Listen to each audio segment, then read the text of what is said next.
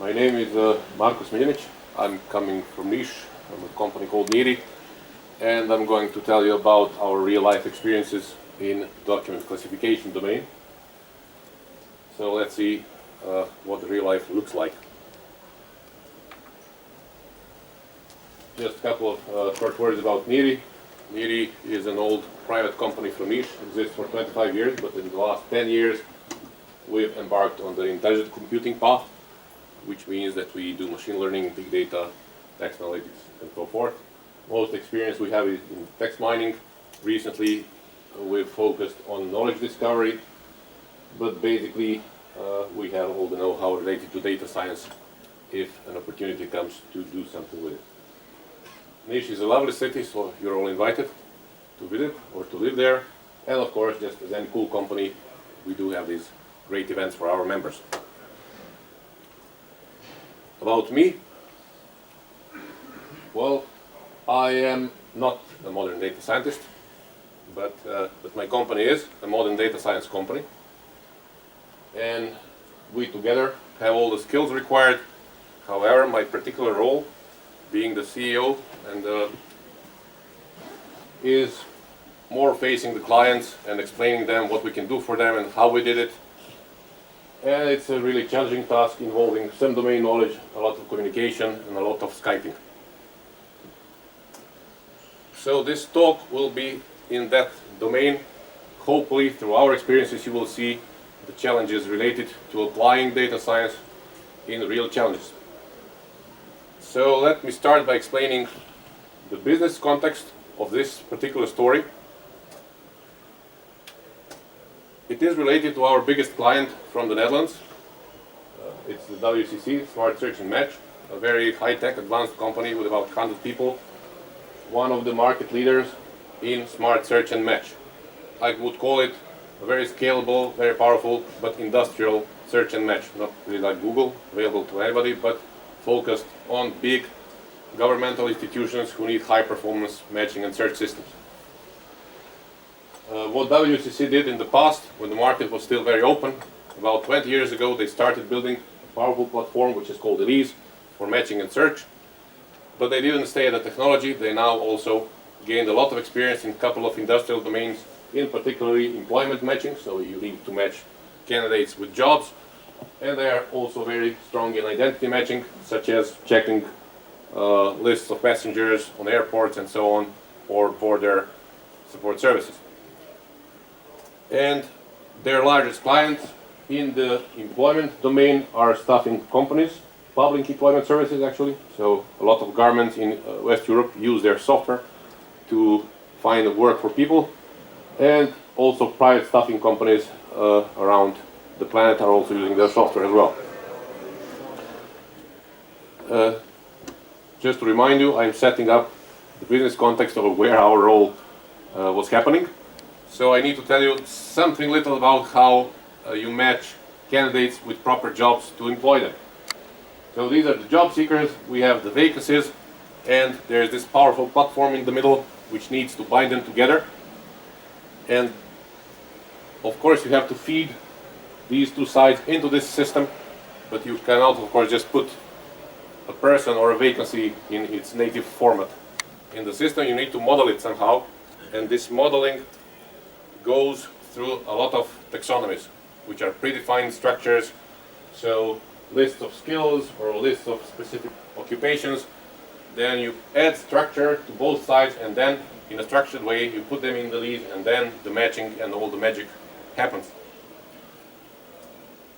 So that's the context. And what's the particular challenge we had there? It was document classification, or in this particular case, vacancy classification. A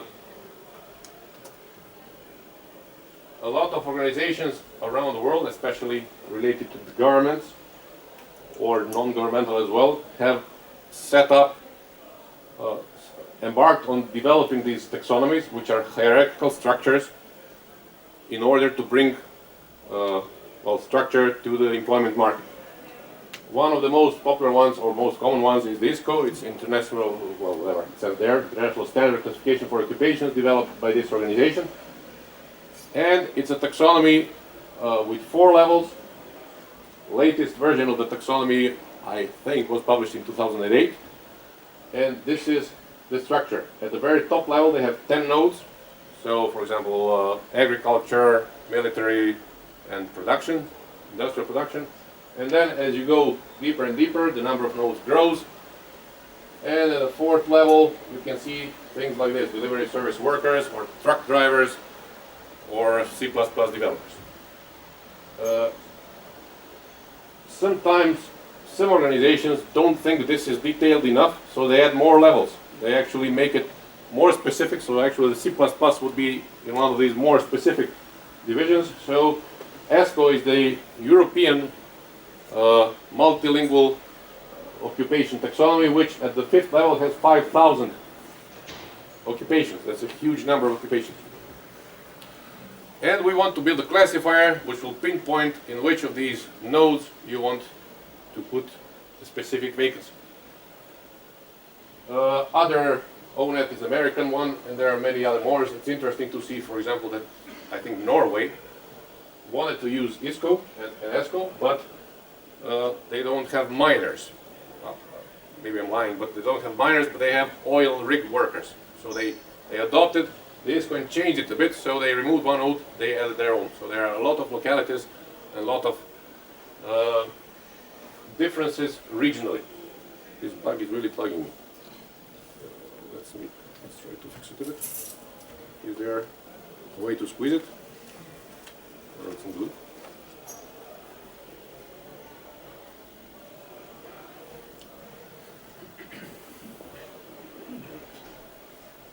Madonna Mike. Don't expect any moves from me. Alright, thank you. So just to tell you that the practice with these taxonomies can be very challenging. And the challenge doesn't only come from heterogeneity of various taxonomies, it also comes from these things. If you're a human who wants to put a vacancy into a taxonomy, you need to be an expert in taxonomy. You have 5,000 nodes. You need to understand each individual node, what it means, what's the difference between the international truck driver and the domestic truck driver, or a truck driver for oil. Then ambiguities very often happen within the taxonomies. I didn't prepare a specific example, but it's human-made structure. So humans have made the structure, and of course there are ambiguities. Sometimes they don't agree if some node should exist or should not, and then the market offers another occupation, they add another node, then it conflicts with something else. So there's a lot of ambiguities where it's not mathematically precise where you should put your vacancy. So it's ambiguous. Then the vacancies themselves, which I wrote here as hybrid positions. You want to hire a secretary which has a law degree. Is she a secretary or a lawyer? There is no single node for such a person. So we will talk about multi-classification. Bottom line, sometimes people write vacancies which are very vague, just one sentence. We need somebody to help us around our daily business. That happens. So in practice, you face all these challenges at once when you build your classifier. The client in question was one of the larger public employment services in Europe. I can't mention which one. And the situation they had in 2014 is drawn here. So they had already a subcontractor who was collecting all the vacancies from the country and shipping them already classified to the client in a volume of 2,000 to 4,000 per day. And they had to classify it into taxonomy with more than 2,000 nodes at the bottom level. And our client, the Public Employment Service, wanted to publish that on their own website and offer it to the market, so to the job seekers. What they discovered, of course, this was too optimistic because the quality of the classifications and some other aspects were not sufficient. So the Public Employment Service introduced their own improvement process. And this is what it looked like. First of all, not all vacancies came classified. Around 12% of vacancies came without class at all, and their system, which was in place, couldn't work without a class. So they simply had to throw away 12% of the incoming vacancies, which means they didn't cover the whole market. They were losing stuff at the very beginning.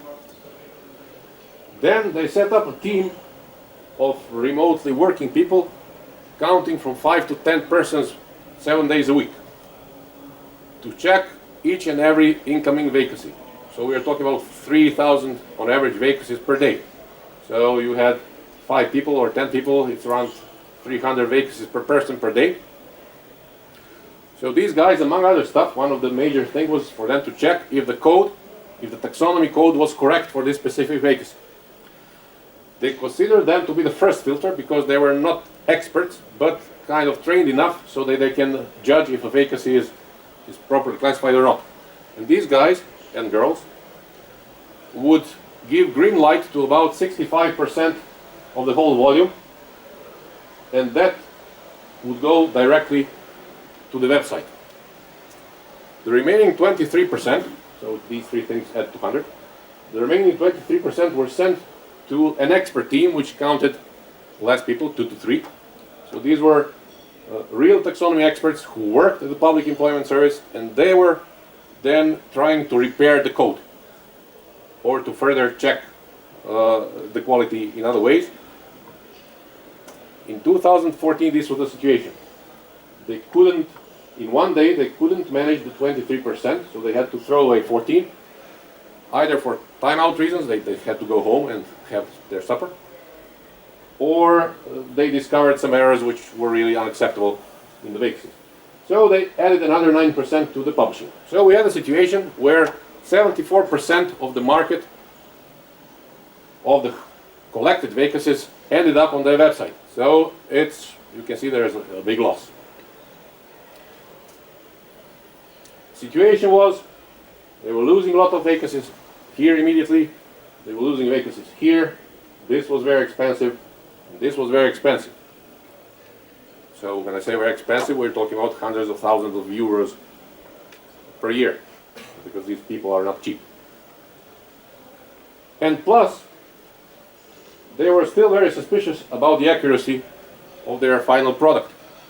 They still thought that even then, after all this process, the quality and the accuracy of these vacancies ending up on their website is very low, and the practice was showing exactly that. There were complaints from people every now and then that the vacancies which are offered have nothing to do with the occupation. For example, you would be a baker, you go to the website, you ask for bakers, and then you get a vacancy which asks for a lawyer which will work for a bakery, for example. So, all sorts of problems. So the solution. The solution, which was, well, very innovative, we said, well, we'll build you a better classifier. So you keep taking your vacancies from the aggregator, and we will just add the better classifier, and there it's solved. And of course they didn't believe at first, and neither did we. We all know that working with data can be a messy business. So along the way we had to find some proof that this will actually work. And my talk, now I'm finally at the point where I can start talking about the actual topic. The actual topic is our challenge in proving that this actually works, both to us and to them. So they asked, how accurate will it be? How will it fit in our business processes? And after some thinking, we committed to reducing the manual effort that they invest, or in other words, to reduce the cost of what they already have there as a process for repairing. We tell them we'll increase the volume of the vacancies that you're publishing, so you will not be throwing away 20% into the bin. And finally, we needed to have the quality high enough at the very end.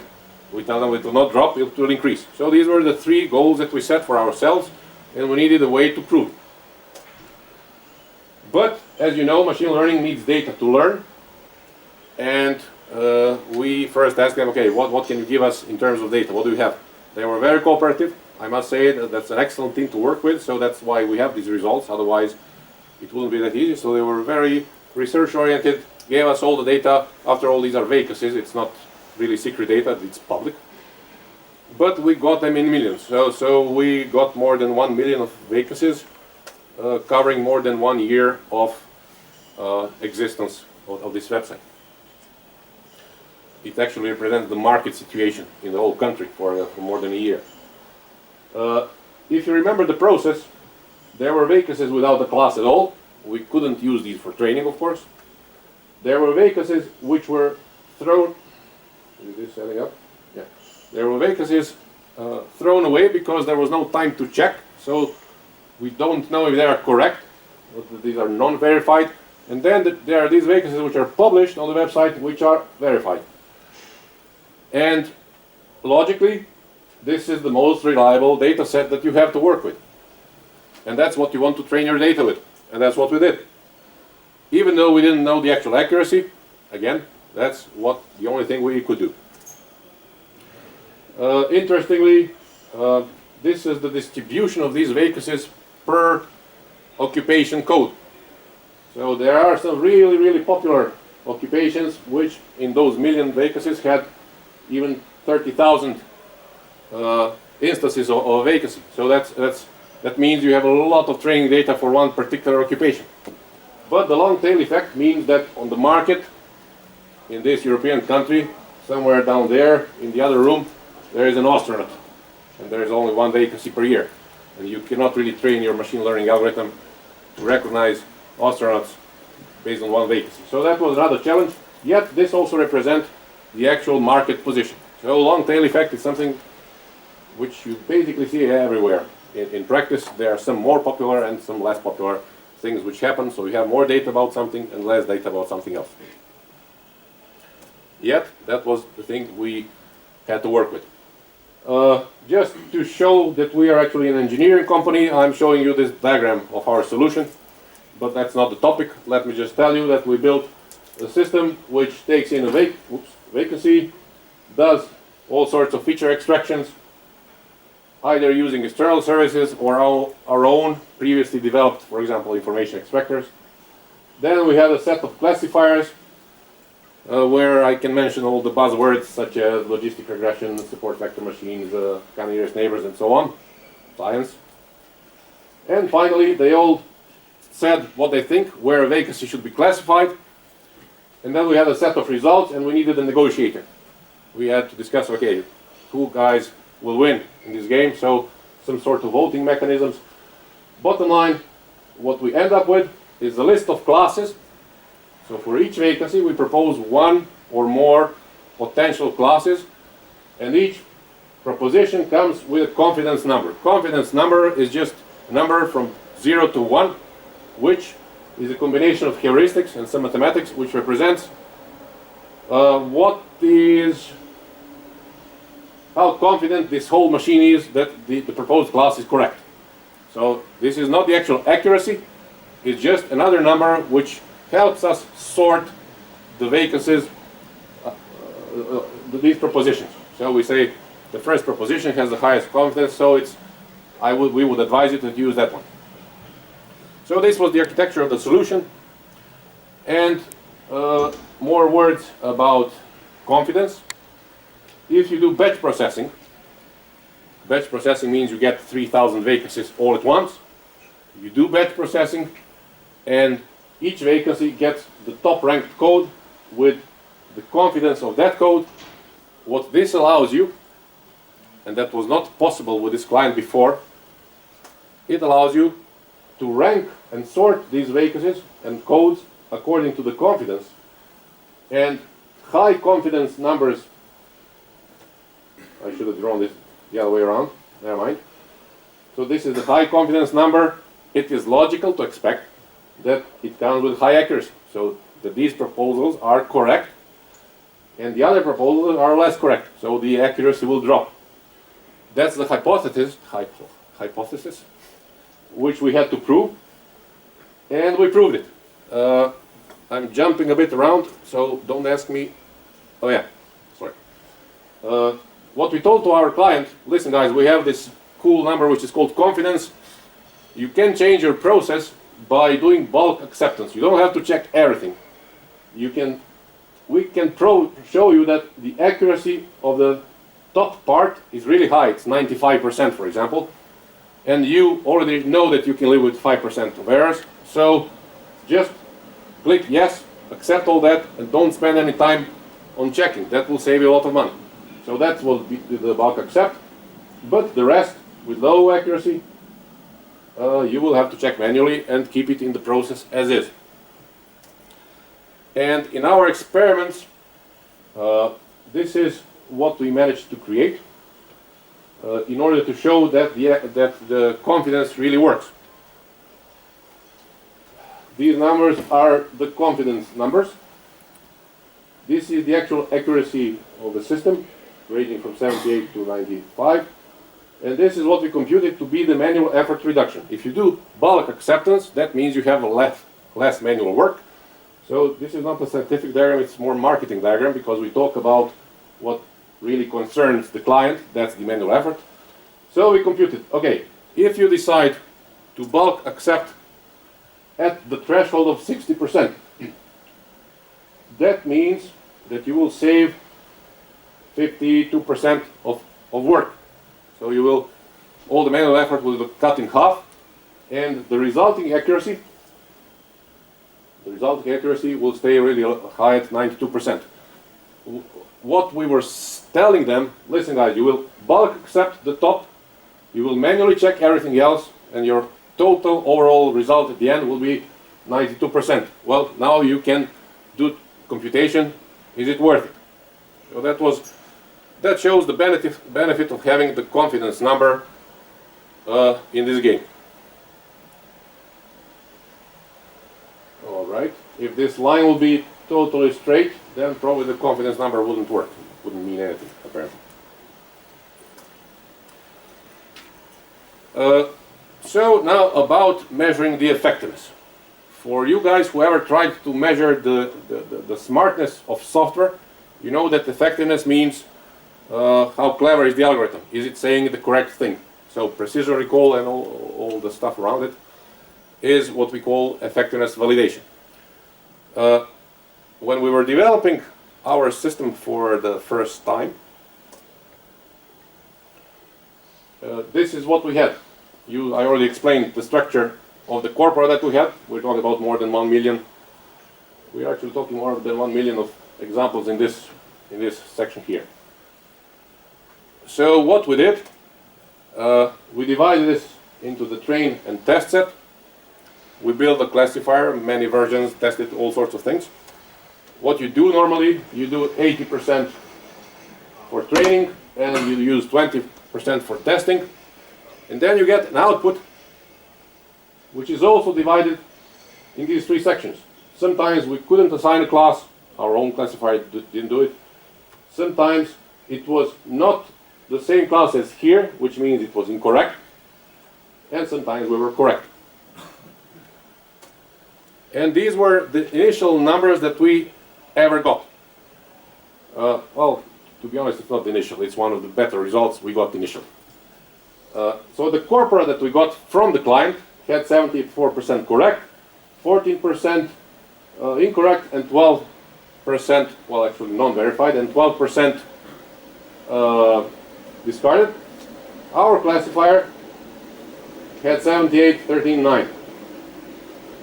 Although our initial instinct was to jump out of joy and say, wow, we are better. Well, if you start thinking a bit, just to tell you, classifier 100 and 1000 is measuring the accuracy of these classes which had more training examples. So this is for everything, and this is the accuracy where only for the classes which had 100 or more training examples, and this is the accuracy looking at the classes, only the classes which had 1000 or more training examples, so it's obvious that the number of examples helps. Anyhow, back to my leap of joy. Our initial happiness, we had to challenge it ourselves. Well, does this really make any sense in practice? In technology it makes a lot of sense because it shows that the algorithms actually work. They behave as we expect them to behave, and yeah, the numbers are actually good, but this is not reality. This is simply not reality. It has nothing to do with reality. Why? because the original classifier which the client used faced the whole market. And the whole market was divided by that classifier into this section, and this one. Our classifier looked only at this segment here. So we worked with a biased train and test set. This was not reality. This is not reality. Next, even though our percentages seem to be higher, we didn't know the accuracy of this set. So let's say that we got some, let's assume that our classifier was 5% better.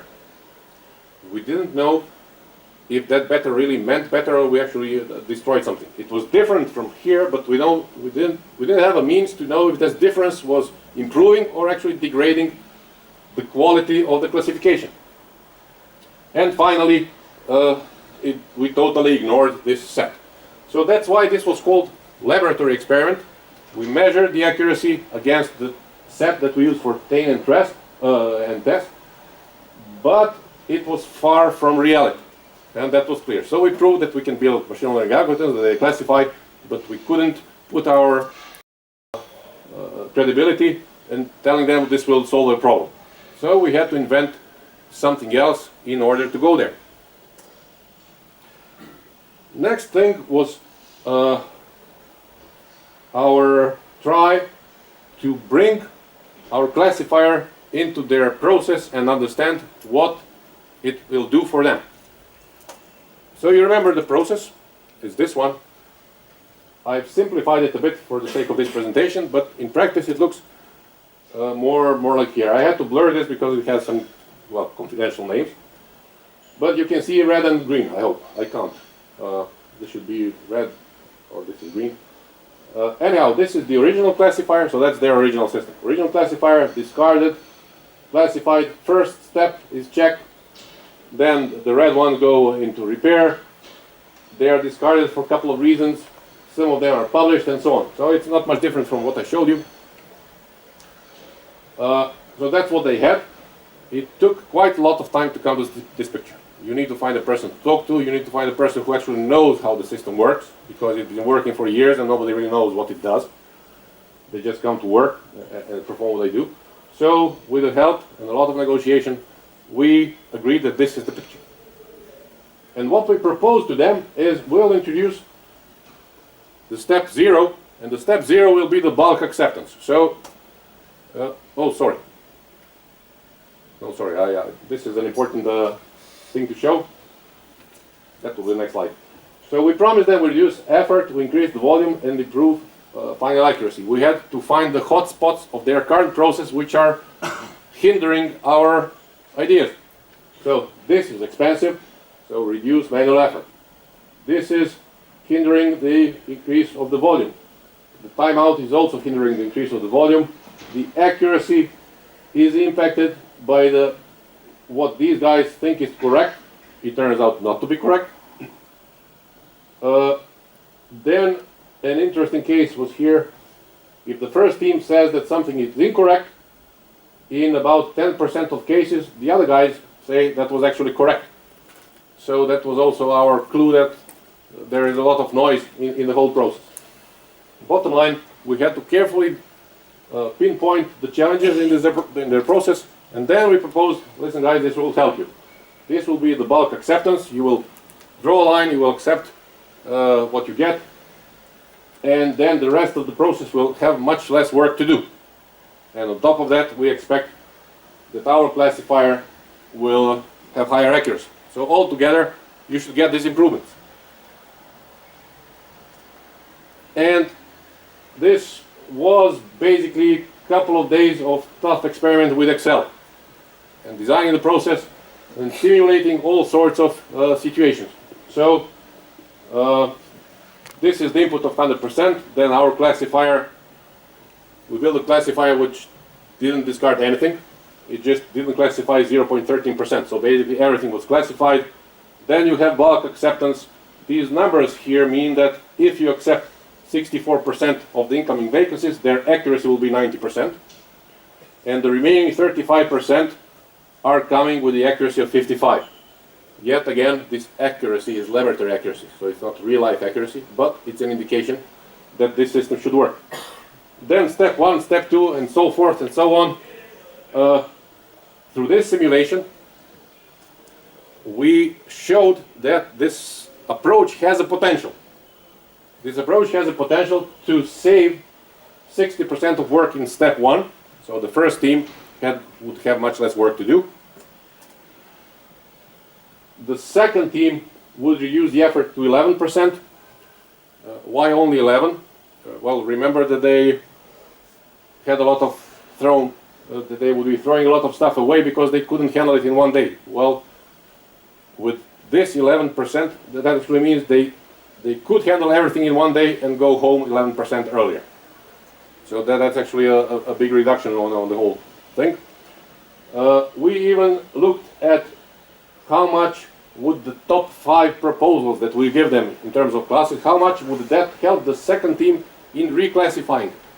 So far they would just look at the vacancy and have to think by themselves, okay, which class do I add? Now we add top 5 proposals, and our measurements show that the accuracy of top 5 as a package is much higher, and really much higher, than the accuracy of top 1.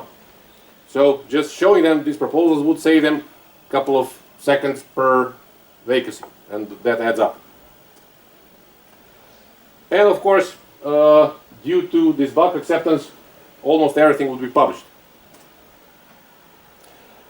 And the simulation showed that for this specific setup, the accuracy didn't change a lot. It stayed stable where it is already.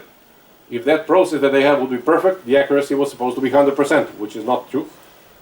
But we said that, okay, if we synthetically think that you have around 10% of error in your current system, then now you will have 8 or 9% of error. So all 3 criteria, the volume, the accuracy, and the labor reduction, were met, again, through this simulation. That's something that they could understand, because they saw their own process, they understood exactly what's bulk acceptance, they know these people who work from home, they know everybody, so we really dived into their process. This also took a lot of effort from the people who are there to communicate about data science and to draw and to talk. Bottom line, this is all nice, but this accuracy still has nothing to do with practice, with reality, because nobody ever measured the accuracy of our training set. We still didn't have a clue at all what is the accuracy of our training set. Time has passed, this project was basically finished, then put on hold for various reasons. These governmental institutions are really slow moving. But eventually they said, listen, we have to measure this in practice. Is this going to help us? And we were eager to help them measure the actual accuracy. So that's the third step in my talk, measuring the reality. And measuring the reality was there to finally discover what is the accuracy of their current system and our training set. That's very important. And it was almost obvious that we can't measure it at all unless we add more manual effort into building what we called a golden test set. A golden test set would be very, very, very accurate test set created by humans where they can really put their authority behind every single classification and say, okay, this is what we consider to be the correct class. Can your classifier do it? So what we did, they gave us new vacancies. Some vacancies that we never saw. They were not in this big chunk. And they were already published. And then they wanted our system to classify these vacancies and send them back to them for additional check. So what we did, we carefully negotiated the volume which can be put in this golden test set. Turned out to be 10,000 vacancies. It's quite a work. It took them a few months with a couple of people to really do that. So we are talking about 10,000 vacancies sampled carefully through classes, through markets and so on, so to have a proper representation of the whole market. And for each of these vacancies, they would get, of course, the vacancy text, the original code of their current system, and our top 5 proposals with these confidences. And this was then sent back to them for checking and repairing through the 4i principle. 4i principle means that they would have one agent, the first one, who would look at the vacancy, look at all these classes, and label each of these classes as either being correct, totally correct, Baker was put in the Baker taxonomy. Acceptable was something in between. That's like if you put a baker to be a cook, maybe. I'm inventing. So it's not wrong, but it's not right. So, but it can be acceptable. These guys are experts, so they know what they would find acceptable, what can be published on the website as correct. So that's the middle class, and of course, clearly there were mistakes which were labeled as wrong. So each of these classes was correct, acceptable, or wrong, and I say each of these 6. We had to build them this cool-looking application, which is again blurred. This would be the text of the vacancy. They would have a list of up to 6 classes here. They had to click on correct, acceptable, or wrong. They could search in many different ways through this database of 10,000 vacancies. So the first person in the 4i principle would select what it thinks about this particular vacancy. It could write comments here. And then this vacancy in the process will be labeled as I'm ready for verification. And the verification will be the other 2 I's coming later on. Some other person would pick up the work and check if they or he or she agrees with this statement here, this classification, and it would click here to say, okay, I agree, or I don't agree. And if you don't agree, then it has to go find the first person and they discuss it either face to face or they gather the whole group together to discuss what's the challenge here. So it was, again, a very expensive process to build this golden test set. But then again, that's what they have been doing for years already. So it was part of their normal business. In that sense, it was not that expensive as if we would have to establish it for the first time. And after a few months, this work finishes, and everybody is excited. Let's see the real numbers. Let's see how accurate was the website. At the moment, let's see how accurate is our classifier. The numbers were in the range of our expectance. They were hitting the worst part.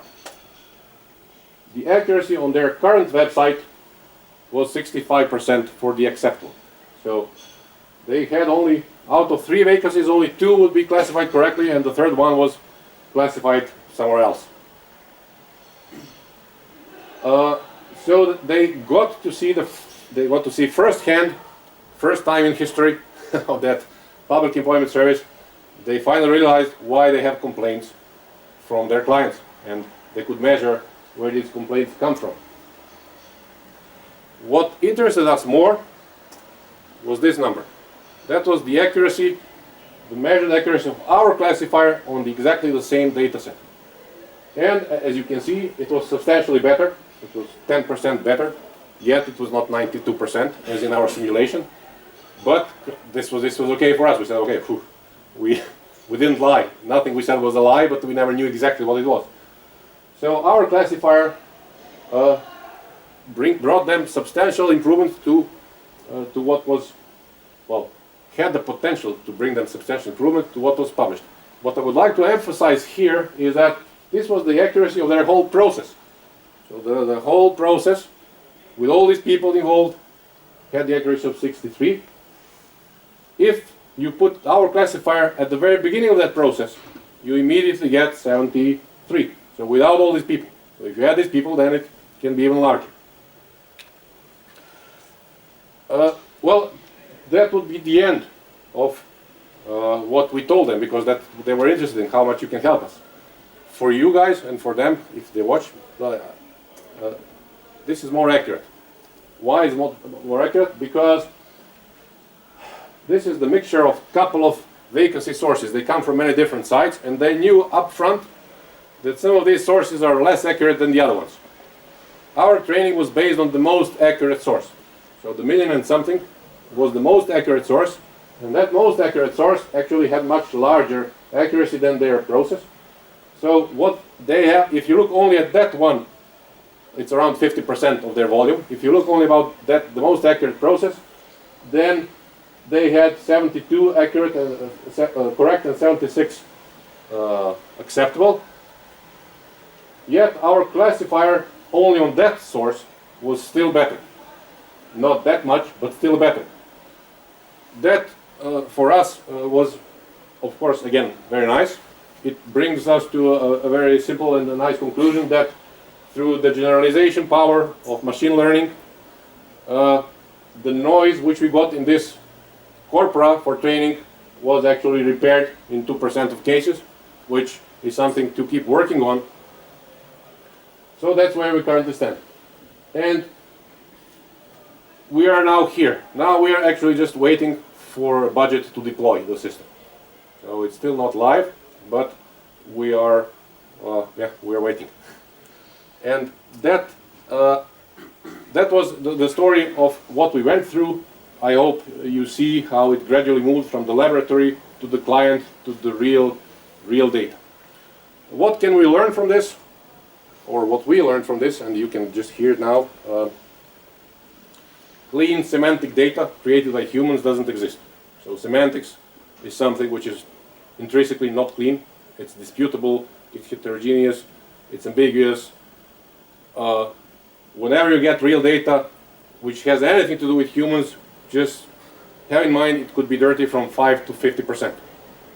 So you need to be aware of that and take it into account that you need to eventually measure that in order to know how accurate your system is. We were and are looking at data cleansing approaches. That would be a sort of pre-processing step, again some smart pre-processing step with the corpora, which would create a cleaner training set, but that's something we didn't master yet. Measuring usefulness of a system is quite different from measuring the accuracy of an algorithm.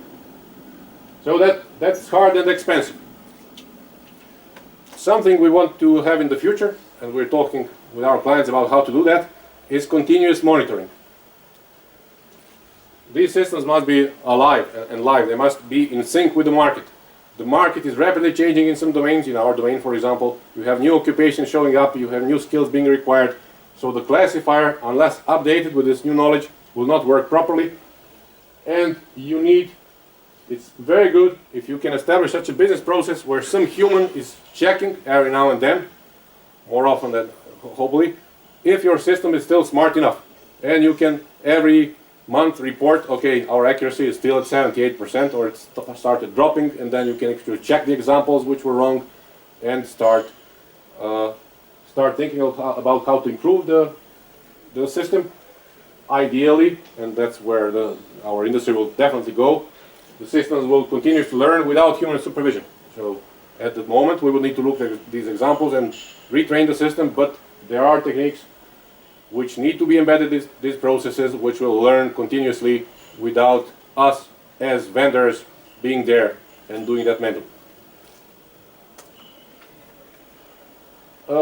So again, state-of-the-art machine learning algorithms are great, they really work, but when you implement them, it's just the first step. You need to make them useful for your client. That's sometimes a very difficult task. You have to realize how it's useful and where. And then again, you need to properly communicate with the end user to explain that you're really doing something useful, or they will not accept it. Finally, NIRI is a great company. We have openings. You are invited to check our website. And I can only thank you for your attention, and I hope you like the story. So good luck with